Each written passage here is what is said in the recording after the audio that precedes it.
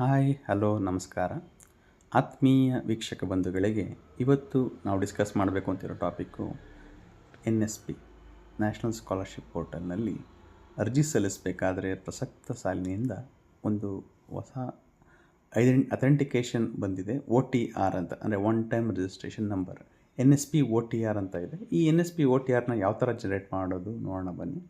ಮೊದಲನೇದಾಗಿ ಪ್ಲೇಸ್ಟೋರ್ಗೆ ಹೋಗಿ NSP OTR ಅನ್ನೋ ಏನು ಕಾಣ್ತಿದೆ ಸ್ಕ್ರೀನ್ ಮೇಲೆ ಈ ಆ್ಯಪ್ನ ಡೌನ್ಲೋಡ್ ಮಾಡ್ಕೊಳ್ಬೇಕು.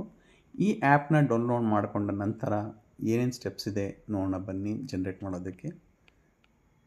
ಮೊದಲನೇದಾಗಿ ನೀವು ನೋಡ್ಬೋದು, ಈ ಆ್ಯಪ್ನ ಓಪನ್ ಮಾಡಿದ ತಕ್ಷಣ ಈ ಥರ ಸ್ಕ್ರೀನ್ ಸಿಗುತ್ತೆ. Login register KYC by face authentication ಅಂತ.